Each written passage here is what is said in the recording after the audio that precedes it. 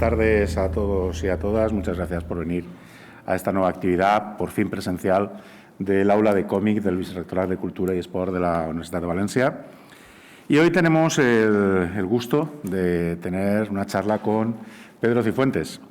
Pedro Cifuentes, podríamos perder la hora de la charla en enunciar todos los premios que tiene, dedicados con la docencia: Premio Nacional de Educación, Premio Materiales Didácticos de la Generalitat, Premio al Profesor Destacado de la Generalitat, Premio de la COPE. Pero, aparte de esa dedicación a la utilización del cómic dentro del aula, algunos, los más antiguos del lugar, nos acordamos que empezó con los fanzines, ahí con esos fanzines que publicaba en Epicentro, de Otra Cosa Cómics y Dos Piedras Cómics, que fueron realmente de donde viene todo aquello, de aquellas lluvias, estos lodos, que se suele decir. Pero aparte de eso, de estos lodos que tenemos hoy, pues resulta que lo que tenemos es precisamente una aplicación del cómic en el ámbito de la didáctica que abre nuevos caminos a la hora de utilizarlo dentro de las aulas, que apuesta decididamente por el cómic como un lenguaje, como unas posibilidades educativas todavía por descubrir. Y precisamente vamos a hablar de dos obras que trabajan precisamente este ámbito. Dos obras que prácticamente han coincidido en el mercado: el Renacimiento, que es el tercer volumen de la historia del arte en cómic, que edita la editorial Despertaferro, y Vaya siglo nos espera, primero de una serie de libros que editará Penguin Random House, dedicados precisamente a los objetivos ODS. Vamos un poquito precisamente a hablar de estas dos obras, pero también un poco a divagar, a hablar sobre todas estas ideas que hay sobre la aplicación del cómic dentro del ámbito educativo. Pedro, ¿cómo nace todo esto? O sea, porque realmente hay, evidentemente, una relación clara entre una pasión por el cómic y una pasión por enseñar. Bueno, yo llevo, creo que desde el 2008 dentro del aula. Hablo de las exposiciones y me puse a trabajar al momento.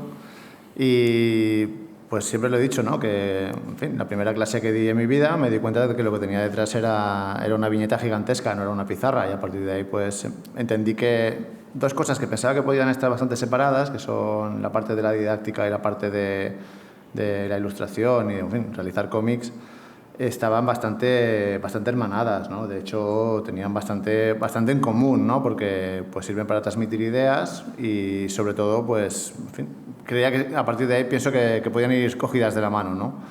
Desde entonces ha llovido mucho y pues cada día tratamos de ir un poquito más en esa línea, ¿no? Y buena prueba de eso estoy todo aquí. De hecho, llevas un par de años, 2-3 años casi, con una actividad realmente sí, febril. Bueno, ahora hablaremos un poquito de todo eso, ¿no? Porque sí, la cosa va más. Yo lo que sí que me gustaría decir es una cosa, ¿no? Al principio, mirad, aquí estamos Álvaro y yo, ¿vale? Qué bonito. Nos queremos mucho.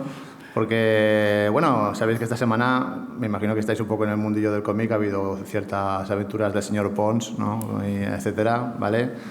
Y pues aquí podéis ver que hay un autor y un divulgador que están a punto de pegarse el besito y de irse a buscar una habitación de hotel, ¿no?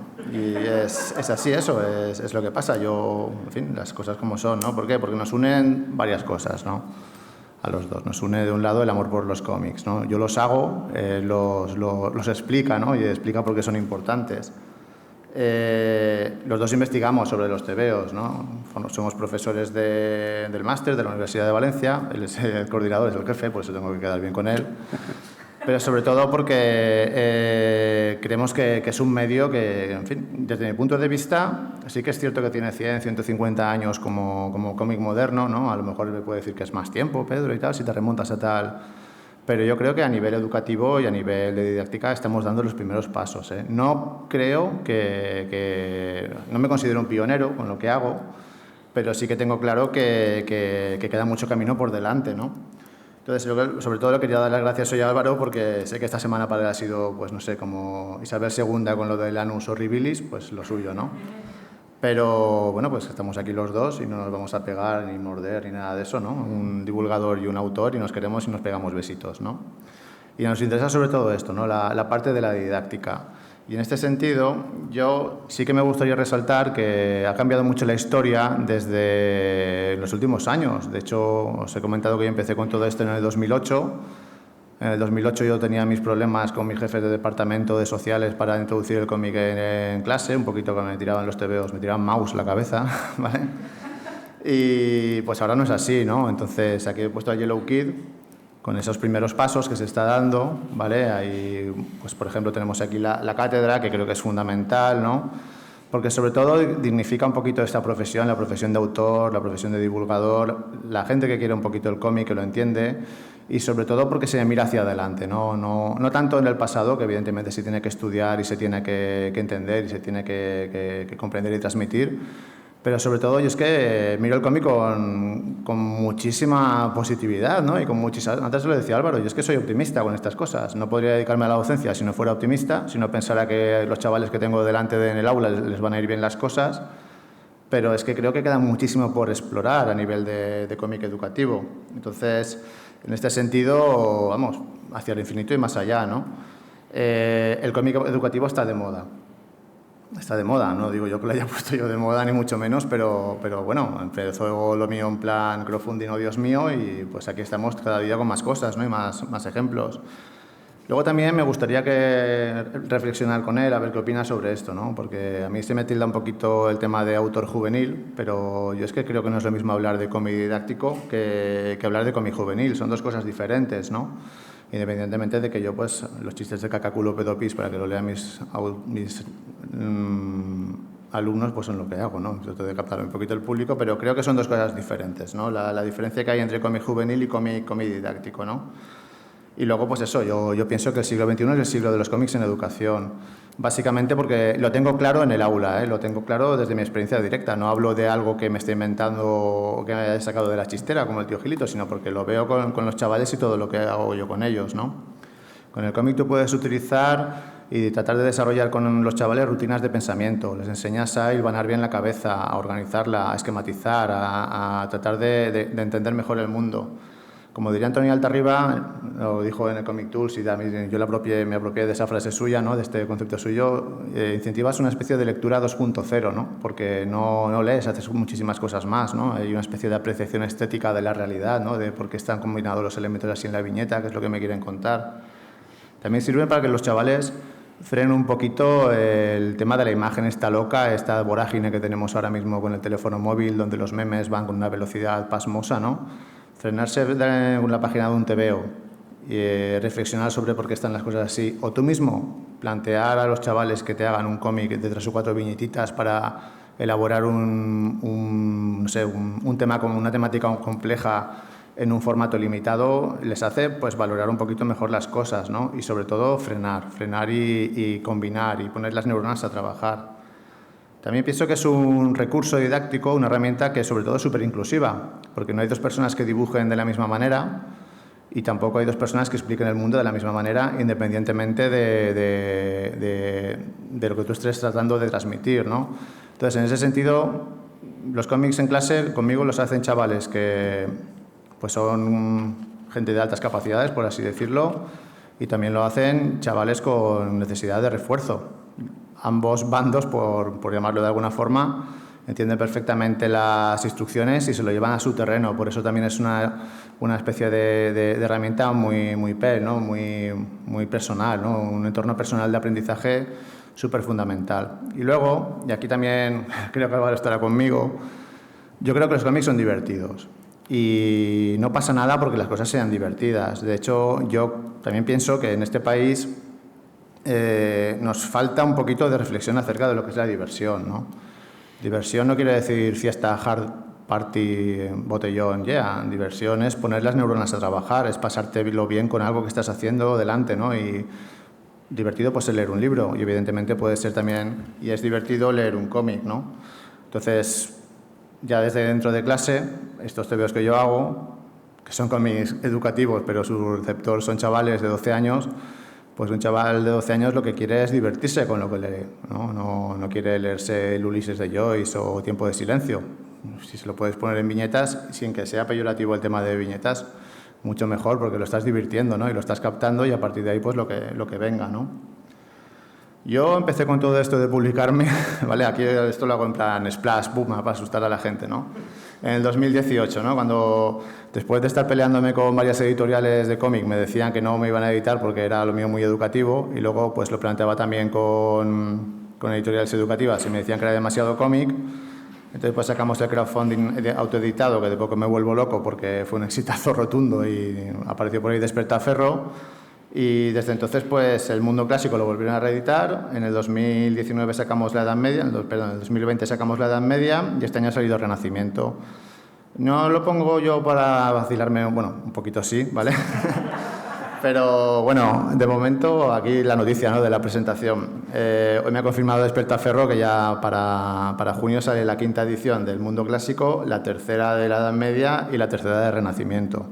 Y luego también me ha llamado esta mañana mi editor en Random House, que es la editorial del otro proyecto, el de sostenibilidad y medio ambiente, y me ha comentado que de momento retrasaban el segundo volumen hasta finales de año, principios de... Y digo, uy, está funcionando mal. Y dice, no, es que vamos a sacar la segunda edición del primero otra vez. Entonces, estoy contento en ese sentido, ¿no? Pero hay un largo camino hasta llegar a esto, ¿no? Y sobre todo mucho trabajo. Y aquí pues me preguntaba también a Álvaro si trabajo o no trabajo. Bueno, en fin, hoy toca hablar de estas dos, ¿vale?, que son las que vamos a mencionar. Y la pregunta es ¿cómo haces esto, no? Pues aquí digamos que es donde llego yo el momento terapia. Planificas el tema, es muy importante porque no llegas a todo. Yo llegó un momento que me absorbió tanta la cosa que tuve un problema de salud, y sobre todo debido a la ansiedad y el no saber frenar y ver a mi niño en las diapositivas y en las fotografías, ¿no? Lo tenía viviendo conmigo pero casi no lo veía. Y entonces pues empecé a planificarme. También empecé a hablar con varios autores ya profesionales. Hablé con Fonollosa, hablé con Bayarri, hablé con gente que es un poquito de... Y Fonollosa me dijo una cosa que me pareció muy interesante, ¿no? José Fonollosa. Me dijo que llega un momento en el que entiendes que no se trata de dibujar por placer, porque te apetezca pegarte el tute de hacer un montón de páginas y estar 5 días sin dormir, ¿no? Ya llega un momento en que tú te regulas porque es como tu especie de trabajo, ¿no? Entonces, ¿qué es lo que pasa con esto? Pues que dibujas porque toca, y cuando no te apetece dibujar, pues apetece entintar. Cuando no te apetece entintar, pues tratas de buscar una rutina de 2 o 3 horitas al día, o 2 horitas o así, no dejártelo, ir tú también empoderándote un poquito, poco a poco, ¿no? Y cuando tienes ese puntito, en realidad, yo siempre lo digo, trabajo menos, pero me cunde mucho más, ¿no? Y sobre todo he recuperado mi vida familiar, porque yo hubo un momento que yo no sabía quién era mi niño, quién era mi mujer, quién era mi perro, o sea, estaba ahí absorto y tuve un susto de salud grande, porque todo esto me pilló con 40 y tantos años y yo pensaba que era una historia y es otra historia diferente. Y ahora pues sí, tengo muchos cómics en medio de la cartera, ¿no? Pero sobre todo disfruto, ¿no? Disfruto de las cosas, y cuando llega el momento de cerrar los lápices, pues a no ser que sea una jornada maratoniana como la de hoy, que estoy aquí, luego he tenido las clases por la mañana, he ido a corregir exámenes de las oposiciones, en fin, cacao, ¿no? No he vuelto, hoy he salido de casa a las 8 y no he entrado todavía, ¿no? Pero bueno, es un día diferente, ¿vale? El resto de los días pues tratas un poquito de hacerlo así, ¿no? De volver a disfrutar y sobre todo de regularte. Y la verdad es que cunde más. Es cierto que trabajo menos horas, pero me cunde mucho más, ¿no? Luego también es cierto que yo creo que es importante reconocer las influencias, ¿vale? Y reconocer pues cosas que en todo este camino, cuando empiezas a funcionar, pues empiezas a proponerte cosas que no te planteabas hace 2 o 3 años. Muchas de las historias que aparecen en el Renacimiento, a nivel formal, a mí no se me hubieran ocurrido en el 2018, perdón. ¿Qué es lo que pasa? Pues que en todo este tiempo tú te vas ejercitando, vas teniendo un poquito más de destreza y se te ocurre pues probar cosas nuevas, ¿no? Entonces, respecto a esto, la principal influencia que tengo yo ahora mismo a nivel, digamos, de gente que me ha impactado mucho su obra, ¿vale? Ahora os explicaré quién es, ¿no? Que es un dibujante de aquí, de España. Mirad, esta es la portada de Renacimiento. Yo aquí me tiré dibujando a Rafael pues cerca de 3 semanas, con la que hablo los personajes ahí, que sea Isadora, que sea María, y al lado de, en fin, no sé, estaba yo también prometido, todos los personajes, y dije, la mejor ilustración que he hecho en mi vida. Estoy emocionado con esta historia y tal, ¿no? Pero ¿qué pasa? Que cuando salía el TVO, no hay nadie que pueda mejorar esta ilustración que he hecho yo de Renacimiento, vamos. Esto lo ve Rafael y me paga el cómic, por así decirlo, ¿no?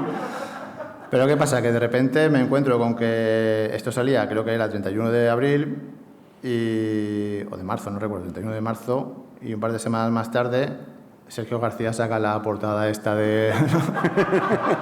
y entonces yo ya me hundo en la miseria, ¿no? Y digo, ¿pero qué pasa? ¿Vale?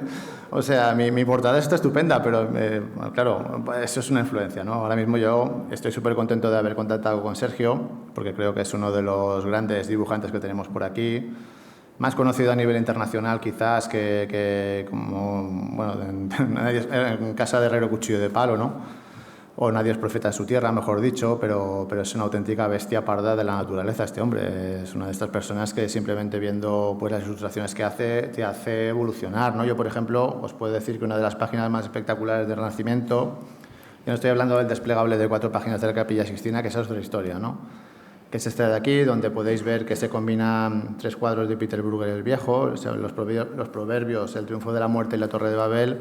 Los personajes, pues, por ejemplo, van girando y se van moviendo por todas las 2 páginas desplegables. A mí no se me hubiera ocurrido realizar este tipo de recurso si no hubiera conocido el trabajo de Sergio.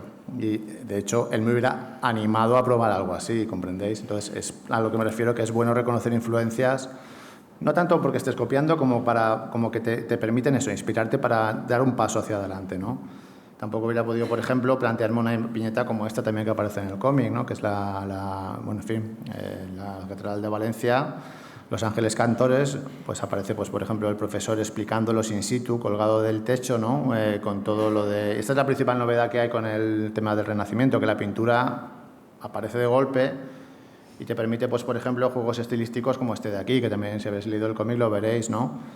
Te puedes permitir el lujo de dibujar la Capilla Sixtina, ¿vale? En fin, ahí sí que ya cogí mi mujer me dijo, Pedro, baja, porque ya lleva muchos días ahí metido en pleno agosto.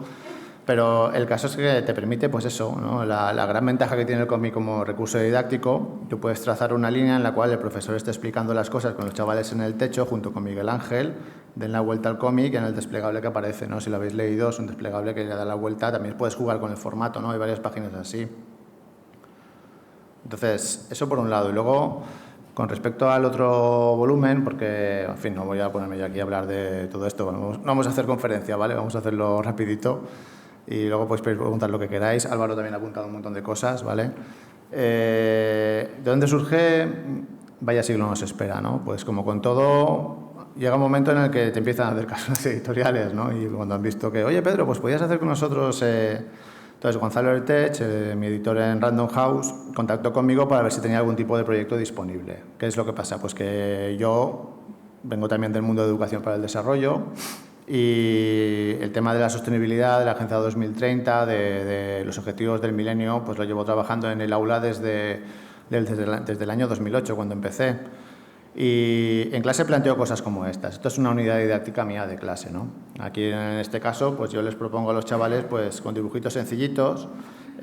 Aquí tenían que, en fin, hacer un trabajo en el cual pues recorrían Europa en 15 días o en un mes, no recuerdo muy bien, les daba 15.000 euretes virtuales y ellos se montaban su película y su viaje, ¿no? ¿Qué es lo que pasa con esto? Pues que, en fin, ellos pues, en fin, van haciendo sus fichas por toda Europa, tal, te montan su librillo, lo que sea.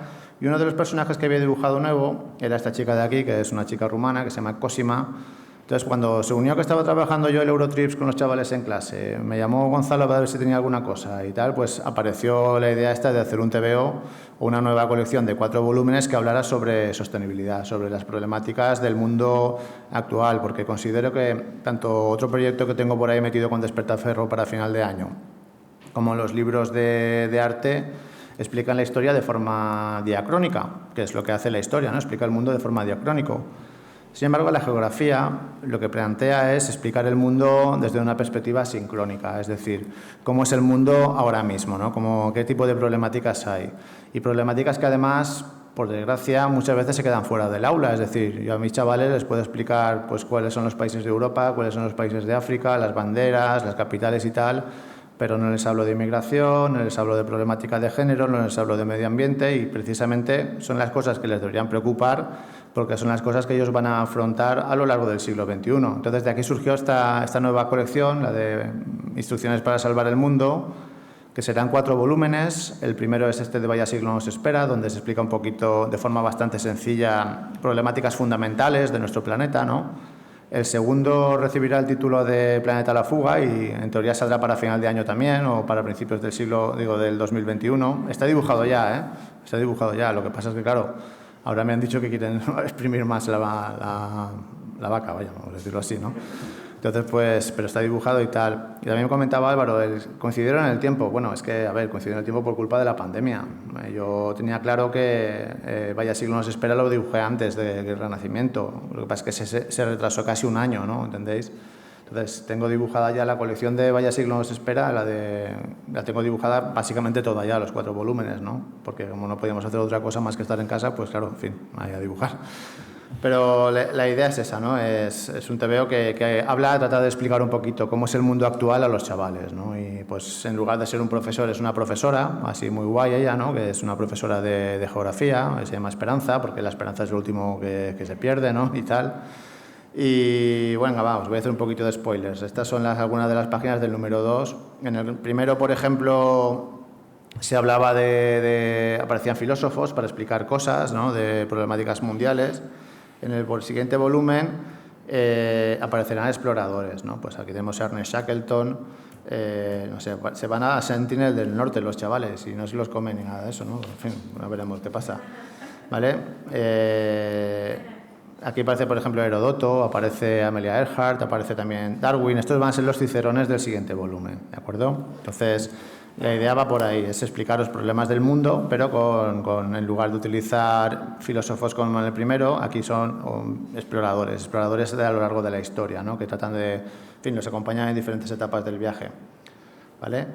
Y aquí estamos ahora, pues con un profesor, una profesora, un montón de alumnos. Yo a esto no sé todavía cómo llamarlo, pero junto con estos 2 proyectos hay otro más que os explicaré también, un poco de qué consiste. Y no sé si llamarlo ahora o Cifuverso o Lomperverso o qué, pero bueno, es una especie de universo expandido donde tenemos los cómics de arte, cómics de historia también, los de geografía y alguna otra historia que tampoco puedo decir, pero que también estamos trabajando, ¿no? Entonces, digamos que es una especie de clase con un montón de alumnos y de profesores, pero faena no me falta, ¿no? Por ejemplo, tampoco me falta con otro proyecto que tengo con Despertaferro, del cual os enseño otra página, que también saldrá no voy a decir el formato, un atlas, ¿vale? Pero, en fin, también sobre historia, ¿no? O otro que estoy trabajando ahora, que empieza con estas chicas, que son las protagonistas también de Vaya siglo nos espera y de Historia del Arte. O sea, al final son las mismas alumnas. Pero aparece por ahí una nueva guía, que es una especie de musa, ¿no? La musa Calíope. Y no os hago spoiler de qué va la historia, pero empieza aquí, ¿vale? En la Biblioteca Pública de Valencia. Y hasta ahí puedo leer, ¿vale? No voy a decir nada más. Estamos dibujando esto, que también saldrá para el año que viene. Y pues eso, junto con estas 2 chicas y Calíope, pues una aventura por puntos suspensivos, ¿vale? No digo nada más. Lo que sí que os digo es que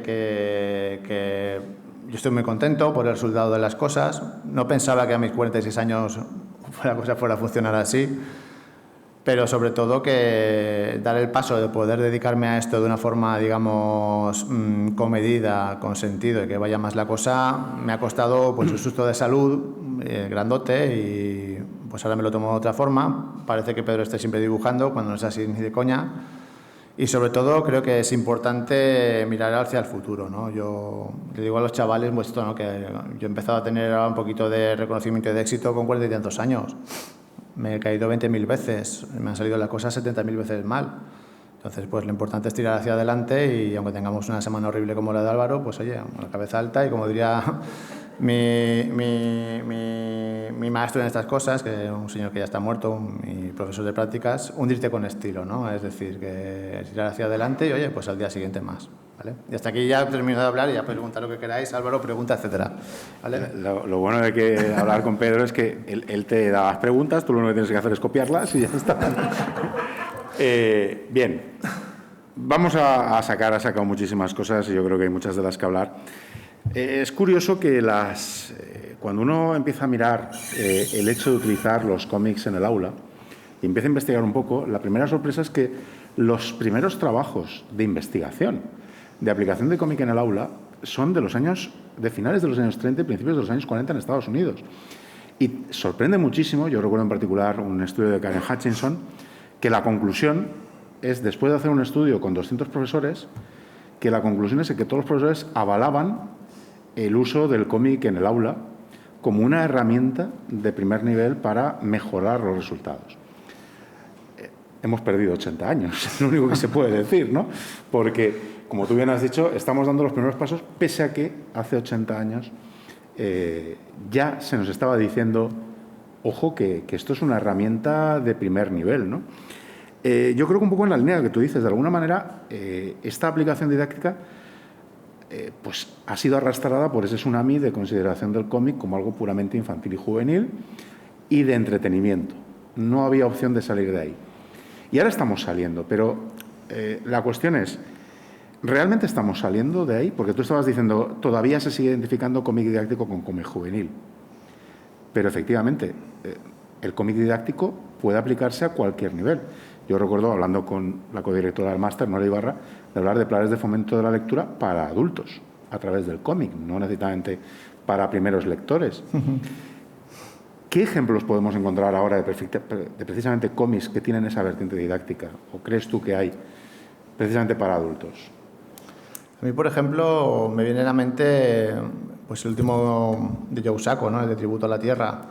Digamos que son... La cosa está ahí, lo que pasa es que hay que bucear. Tampoco considero que sea mi papel el empezar a decir, compraos esto, leeros lo otro y hacerlo... Pero sí que es verdad que, de un lado, comentas el tema de que son 80 años perdidos, ¿no? No sé si se podría decir así. Pero yo veo bastante esfuerzo, ¿no? Sobre todo por autores que a lo mejor tampoco se habían planteado, no sé, por ejemplo, Robert Crumb, cuando hizo la Biblia, ¿no? De madre mía, el Antiguo Testamento, ¿qué hace este hombre, ¿no? Y pienso que el cambio está ahí, ¿no? Es en el momento en que quizás muchos autores también veteranos entienden que la madurez su propia madurez les permite enfocar las cosas de forma distinta, ¿no? Yo, insisto, no me gusta titularme la etiqueta de pionero, ¿no? Pero, porque, vamos, te tengo claro que no lo soy. Pero sí que es cierto que todavía se están dando pasos, creo que demasiado timoratos, ¿no? En fin, no sé, aquí tenemos a Santi, que también hace comedia didáctico, ¿vale? Y él también puede hablar, si quieres, puedes intervenir tú de tu propia experiencia, yo no tengo ningún problema, todo lo contrario, ¿no? Pero creo que todavía hay, digamos, poco bagaje en este tipo de cosas, ¿no? Tanto a nivel, digamos, juvenil como a nivel, digamos, para adultos. Pero, no sé, yo, por ejemplo... Si habéis leído la adaptación de cómics de Sapiens, ¿vale? Del libro, pues es una adaptación muy buena, ¿no? Porque está pensada como un TVO didáctico para adultos, ¿no? O venga, va, otra obra que también es muy interesante, la última adaptación a cómic del diario de Ana Frank, ¿vale? No sé si habéis leído también, de los autores de Vals con Bashir. Pues son TVOs que utilizan todos los recursos del cómic para explicar cosas y lo hacen de una forma que no sientes la idea de que sea una adaptación a viñetas de una historieta, sino, vamos, es un TVO estupendo, ¿entendéis lo que quiero decir?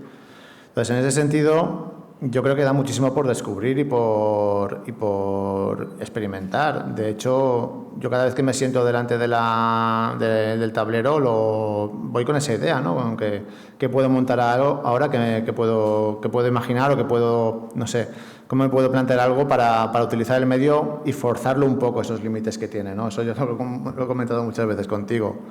En concreto, en este volumen, en el del Renacimiento, pues el desplegable de la Capilla Sixtina o darle la vuelta al cómic para explicar toda la verticalidad del arte del Greco, pues no me lo planteaba en su momento. Lo que pasa es que está la riqueza que con cada nuevo volumen me doy cuenta de que hay algo nuevo que aparece por ahí, ¿no? Entonces, pienso que hay que bucear.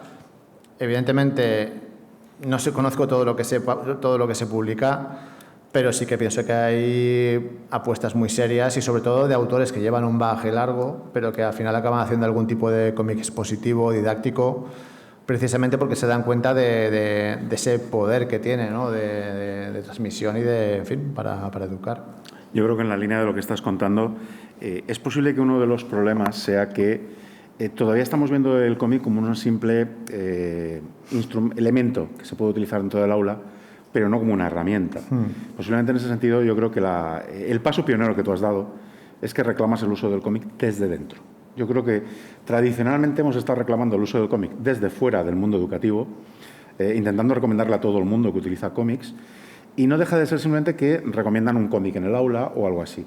Tú das un paso más allá y es decir, no, vamos a utilizarlo no como un instrumento dentro del aula, sino como una herramienta.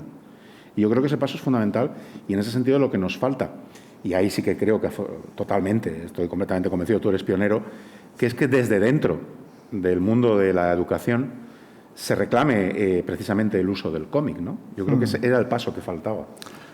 Hombre, mi experiencia yo no puedo decir que sea mala, desde luego, no puedo decir lo contrario, pero soy el primer sorprendido, sobre todo por la generosidad que tienen las viñetas como medio de expresión para los chavales, ¿no?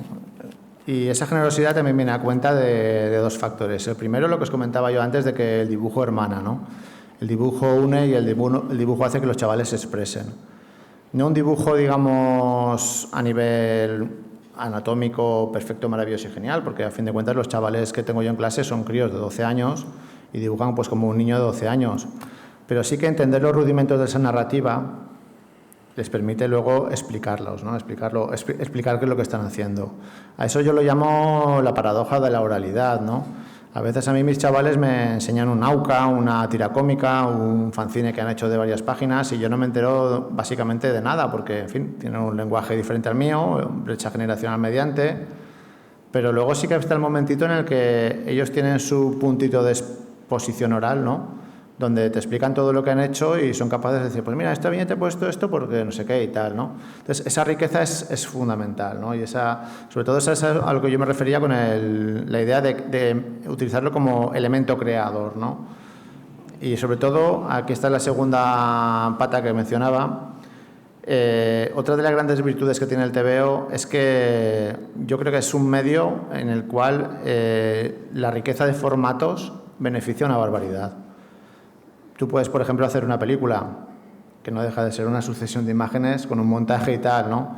Pero con un TVO puedes plantearles a los chavales que te hagan una tira cómica para explicar un tema. Les puedes plantear que te hagan un desplegable de varias páginas, que te hagan un AUCA y un mural expositivo, que te maqueten un TVO, que te hagan una simple viñeta de humor gráfico. O sea, es gigantesca la cantidad de recursos que puedes utilizar, ¿no?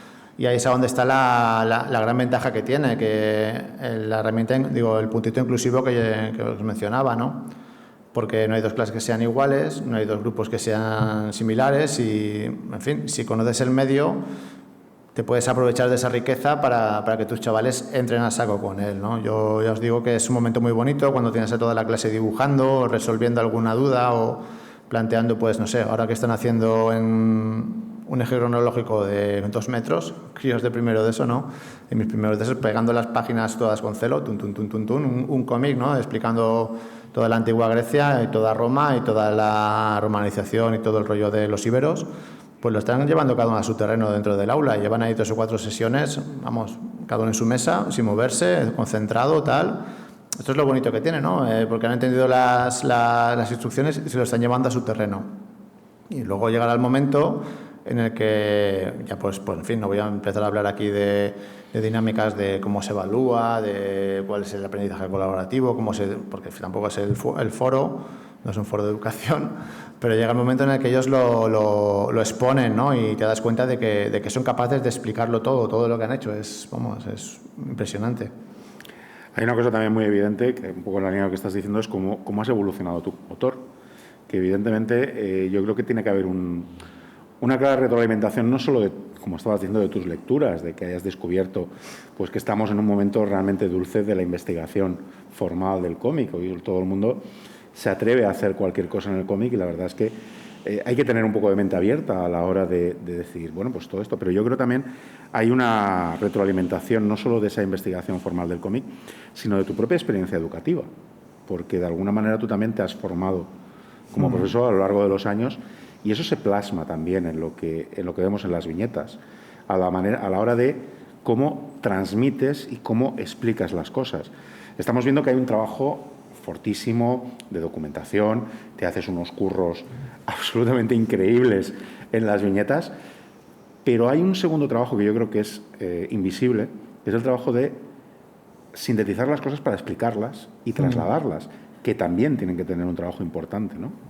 Hombre, personalmente, a ver, no voy a decir qué es lo que más cuesta porque dibujar la Capilla Sixtina va costando mucho. La verdad no he superado eso, dibujar la Capilla Sixtina, pero bueno. Pero sí que es verdad que creo que es complejo, ¿no? Y que es lo que dota de personalidad a los cómics que hago, ¿no? Yo los planteo un poquito como si fueran una sesión de una clase. Por ejemplo, Vaya siglo nos espera, te lo puedes leer en 50, 40 minutos y es una clase de tercero de ESO, de sociales, ¿no? A partir de ahí, pues claro, lo que comentas tú de este bagaje investigador, de tú empezar a mirar, evidentemente convergen las dos cosas, ¿no? Yo creo que también es la gran ventaja que tengo como docente y como autor, ¿no? Que puedo entender un poquito cómo funcionan estos resortes, porque también veo yo que hay mucha gente, claro, es que ahora se ha puesto muy de moda, ¿no? Que dice, venga, vamos a hacer un cómic para chavales o un cómic didáctico y pues quizás no se viene de este mundillo de la docencia y queda un poquito artificial, ¿no? No sé si me explico, ¿no? Porque yo creo que también es importante tratar al público con inteligencia y sobre todo en el de Vaya siglo nos espera, no explicar las cosas para machacar a los alumnos y concienciarles, porque yo os puedo decir que mis alumnos de primero ESO están más concienciados con el reciclaje, con el lenguaje inclusivo, con cualquier cosa que yo, que soy un boomer al que le cuesta un montón utilizar todo este tipo de cosas. ¿Vale? En fin, estamos haciendo... La educación te permite tener una perspectiva a largo plazo de cómo cambia la sociedad y yo creo que eso es fundamental, ¿no?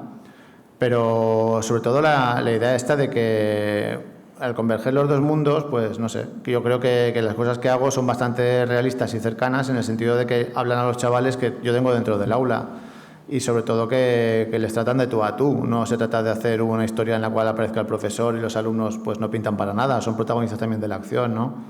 Yo creo que eso es fundamental, ¿no? Tratar al lector con inteligencia. Y por desgracia, muchas veces cuando se hace pedagogía, yo me doy cuenta de que cuesta eso, ¿no? De que se sobreexplican las cosas, de que no deja de ser una historia...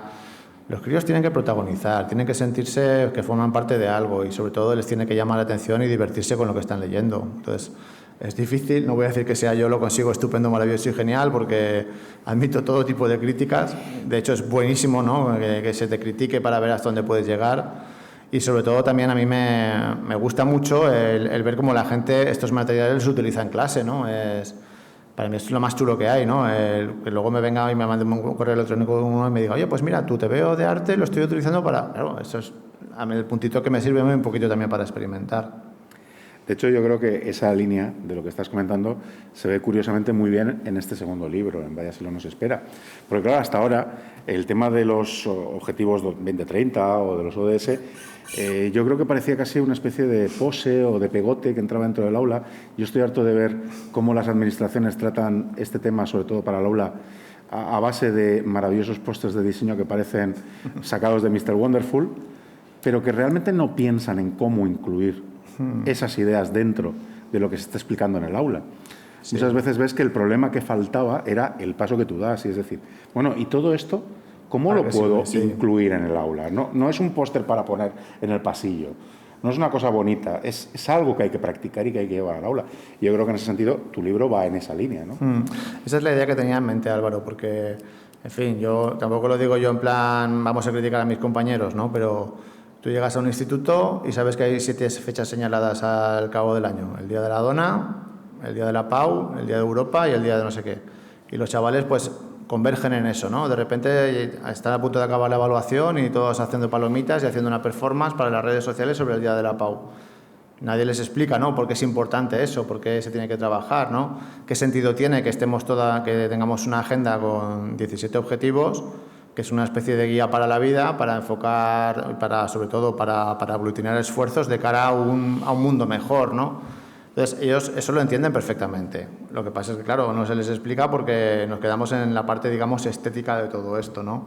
Y entonces la idea que tenía yo con este Vaya siglo nos espera, y sobre todo con el segundo, con el de, aunque todavía no ha salido, el de Planeta la Fuga, es esa, ¿no? De tratar, no de convencer, porque, insisto, ellos están súper convencidos de por qué tienen que actuar así, sino tratar de explicar, pues que, por ejemplo, en el libro en el Siglo de Oro aparece reflejado un cuadro de Murillo, el de los dos chavalillos que están zampándose el melón, en fin, y se habla para tratar de mencionar el tema de la pobreza extrema, ¿no? Que era una problemática gorda en el siglo XVI, pero sigue siendo una problemática hoy en día, ¿no? ¿Comprendéis? Entonces, la idea es esa, no se trata tanto de explicar, o mejor dicho, de convencer, como de explicar por qué hacemos las cosas, ¿no? Que no solo es porque haya que cubrir un cupo y porque vamos a reciclar porque hay que reciclar, sino hay que reciclar por este motivo, ¿no? Y son perfectamente capaces de entenderlo. Otro concepto que a mí me ha gustado mucho de todo lo que estás comentando es que, claro, estamos ante una generación de chavales que tiene una cultura visual absolutamente apabullante. Nos humilla a cualquiera de los que hemos venido de la generación de los 60 la cultura visual que tienen hoy en día, que viene de Internet, de las series, de todo. Es increíble. Pero tú has dicho una frase que me parece muy buena, que es frenar la imagen. De alguna manera la imagen está ahí y es precisamente una herramienta que tenemos que utilizar, pero lo único que hay que hacer es saber utilizarla en nuestro aprovechamiento, en nuestra ventaja, ¿no? No podemos renunciar a las imágenes. De hecho, yo creo que no se deben renunciar a ellas. Pero es sencillamente saber reconducirlas. Todos vienen con las series de Netflix. Bueno, no lo sé si a lo mejor veremos adaptaciones en Netflix de tus obras y a lo mejor cambiamos de idea cuando estén adaptadas en Netflix. No voy a hacer spoilers. Pero claro, es necesario reconducir la imagen en nuestro beneficio, de alguna manera, ¿no? Sí, totalmente de acuerdo contigo. Tú piensas, por ejemplo, que yo cuando iba a clase, pues también lo he mencionado más de una charla, tenía a mí don Constantino, que era un señor muy del antiguo régimen, él, muy de derechas también, y claro, pues el tío nos tenía embobadas toda la hora ahí explicando sociales, y bueno, yo me quedaba absorto escuchando. Yo cuando tengo a mis chavales de primero o de segundo de eso, 20 minutos sin hablar o sin hacer alguna cosa rara dentro de clase, me asusto, porque creo que de verdad ha pasado algo raro y que no me estoy enterando de qué es lo que hay ahí, ¿no? Ellos desconectan, y desconectan pues porque va todo muy rápido, es todo con imágenes, y no es porque sean... Claro, que es que a veces escuchas a los medios de comunicación... Ya estoy empezando a hacer terapia, ¿vale? Ya escuchas a los medios de comunicación y tienen la idea de que estos chavales, pues es que no se enteran, no aprenden nada. Eso es mentira. Aprenden de forma totalmente distinta a la nuestra. Es que el 80 o 90% de los estímulos que recibe un crío o una cría hoy en día son audiovisuales, son rápidos, son súper potentes y tienes que cambiar de dinámica y hacerlo de forma distinta. Fíjate tú, por ejemplo, mencionabas el tema de las series de televisión, y esto no voy a hacer spoiler, pero Eras una vez el hombre, duraba 30, 20 y tantos minutos cada episodio. Y hoy en día tú tienes cualquier serie de televisión, lo digo porque mi niño pequeño ve mucho Peppa Pig. Peppa Pig, lo que cronometro son 8 minutos cada episodio. Claro, no es que sea... Es que no pueden tener atención, es que va todo mucho más rápido, ¿no? Entonces, es la idea esa, ¿no? De que va todo rápido y frenarlo un poquito, sobre todo, por ejemplo, a la hora de los memes, ¿no? La cantidad de información que se comparte por Instagram y tal, te permite eso, que empiecen a trabajar cosas diferentes, ¿no? Cosas como, por ejemplo, la maquetación de los trabajos, la presentación de los mismos, no sé, la combinación de elementos para que eso sea... A fin de cuentas es lo que se trata, ¿no? De combinar elementos, porque tú, por ejemplo, cuando te incorporas a la vida adulta, a ti no te va a tocar y demostrar que sabes lo máximo de algo. A ti te contratarán en un trabajo porque eres capaz de gestionar recursos de forma proactiva para desempeñar ese trabajo, ¿no? Entonces, en ese sentido, el entender la imagen, teniendo en cuenta que el 90% de las cosas que nos rodean son imágenes rápidas y tal, cómo funcionan los mecanismos y poder crear tú a partir de... es fundamental, ¿no?, para los chavales. Insisto, si hay algún docente por aquí, esto tiene mucho que ver con lo del trabajo por ámbitos, pero no vamos a entrar en esa piscina ahora mismo, ¿vale? Porque esto es otra historia diferente. Y la última frase que me gustaría remarcar, algo que has dicho, los cómics son divertidos. ¿Cuántas veces hemos visto cómo se confunde el que una clase sea divertida con que no sea rigurosa? Esa confusión, que es muy habitual, yo creo que también está en la base, ¿no?, del evitar que se utilicen ya no solo los cómics, sino ciertas metodologías dentro del aula. Esa confusión entre si tiene que ser riguroso, tiene que ser serio. Y la diversión no puede ser sinónimo de rigurosidad. Yo siempre doy el ejemplo de la charla que yo doy por institutos de la física de los superhéroes, ¿no?, hablando de ciencia. Y hablando de ciencia con rigurosidad. Recuerdo un instituto que me mezclaron todos los bachilleratos, tenía 200 chavales. Y cuando acabé, después de 2 horas, que estuvieron más de 1 hora y media, 2 horas y media, estuvieron más de 1 hora y media preguntando, algún profesor me decía, jamás los he visto callados durante 1 hora. Y sencillamente era que se les estaba dando algo que les apetecía escuchar. Claro, ahí está el tema. Yo creo que esa necesidad de no entender que divertirse en clase, como tú decías, no significa perder para nada la rigurosidad, ¿no? Es que insisto que hay una problemática gorda en este país con el concepto de didáctico, ¿no? Parece que alguien que hace didáctica tiene que ser alguien que está, pues no sé, fiesta, party hard, ¿no? Y no es así, vamos. Tú has comentado el tema yo siempre saco a colación la frase la máxima de Chesterton, ¿no?, de que lo contrario a divertido no es serio, lo contrario a divertido es aburrido, ¿no? Y si tú empiezas ya a aburrir a las personas que tienes delante en un auditorio, en una clase o lo que sea, pues pasa como con lo que hacía Borges, ¿no? Cuando le mandaban a él los libros de autores amateur para que les hiciera una crítica, el hombre pues los cogía y luego les había un par de misivas donde empiezan, bueno, pues tu novela me ha gustado, al principio decae, ¿no? Pues si empiezas aburriendo y decayendo a la gente, pues más lo tienes, ¿no? Ya lo que venga detrás, pues no puede ser. Entonces, insisto que hay que replantearse un poquito el concepto de diversión, ¿no? Y sobre todo, si te dedicas a la gente joven, pensar que divertirles es fundamental. Divertirles es lo que tiene que ver mucho con un concepto, más allá de la innovación educativa, la inclusión de las TIC, lo que tú quieras llamar en el aula, ¿vale? No vamos a entrar por esa piscina, ¿no? Que es el sentido de la maravilla.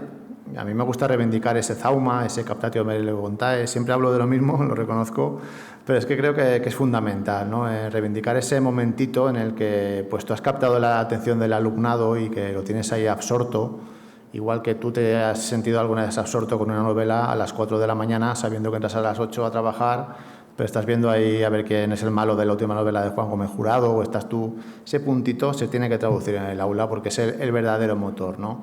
El estar tú ahí impactado con algo, ¿no? Es que tengo que seguir leyendo, tengo que seguir viendo la serie de Netflix, tengo que seguir leyendo cómics porque me interesa, me capta, ¿no? Eso es lo que yo trato de buscar dentro del aula y insisto, tampoco me quiero echar flores, pero hay días que no se consigue, que llegas a casa con ganas de tirarte a todo tipo de alcoholes y drogas y tal, y lloras a veces, ¿no? Pasan esas cosas, pero cuando funciona, funciona y es estupendo. Es lo bonito que tiene mi trabajo. Hay una cosa que cuando damos clase, yo creo que los que damos clase, algunos, no sé si todos, pero yo creo que captamos enseguida, que es cuando alguien tiene pasión por enseñar. Y si algo tengo claro es que Pedro tiene pasión por enseñar porque se contagia. Muy bien, yo creo que tenemos que ir acabando, sobre todo porque creo que bastantes de vosotros queréis que Pedro os dedique a algún libro. Nada, agradeceros a todos que hayáis venido y sobre todo a Pedro que tenga esa pasión por enseñar y enseñar a enseñar, que también es importante tener gente que nos enseñe a enseñar. Si me hubieras visto tú a las 2:15 cuando he terminado, con ganas de estrangular verías tú lo que... Pero bueno, en fin, lo bueno es que te lo quedas en el coche eso, ¿no? Que ya llegas a casa y ya se te olvida, ¿no? Ya está bien eso de trabajar 20 minutos con coche porque se queda la bronca con el de primero de eso que te ha hecho cualquier cosa, se queda en el coche. Eso solo pasa, se queda en el coche solo si tienes verdadera pasión por enseñar, si no, no.